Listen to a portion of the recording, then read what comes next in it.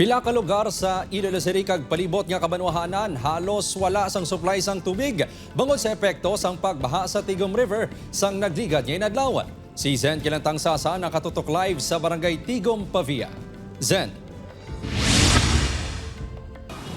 Kim, nagareklamo ang pila ka mga konsumidor sa Metro Pacific Iloilo Water bangod apektado sila sa water interruption na kasunod sang pagnubo sa water supply. Kahapon sa nagpagwa sang abiso ang Metro Pacific Iloilo Water nga maka-eksperyensya sang low to no water supply ang madamo nga lugar sa Iloilo City, bilog nga Pavia kag Santa Barbara. Sunod sa MPIW, naglubog ang tubig nga ila gina-supply bangod sa mabaskog nga ulan nga nagtugas sang flash flood sa Tigom River sa Maasin. Resulta, nagnubo man ang raw water supply production sa bulk water supplier. Lubog pala ang aton nga supply. So ang processing time na naglawig, amo na ang epekto nga water service interruption kami na. Yara sa 72.35 million liters per day ang available nga water supply sang MPIW. Ini ang ginakabig nga critical level na.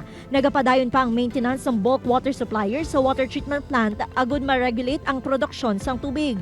Diri sa barangay Tigom, Pavia, nagaagwanta ang pila ka konsumidor sa pagsag-ob sa bubon sa ila kasilingan bangod wala nagatupod ang ila gripo. Naubos ng reserba nila nga tubig, gani ang natipon nga tubig ulan na lang ang ginagamit sa CR. Why, pag-washing naman man kayo ay tubig. Diyos ko to, damo laba naman gani, why kami kapang labapit. May water rationing man nga ginapatigayon ng MPIW para masuplayan ang mga nagakinahanglan gid nga mga konsumidor. Apang Simanang Milagros, bangod sa masami nga wala sang tubig sa lugar, ginpautod na lang sinya ang linya sang tubig, bangod nagabayad lang sila nga hindi man mapuslan. Di kay bayad lang nga bayad, wala sinuban, tubig.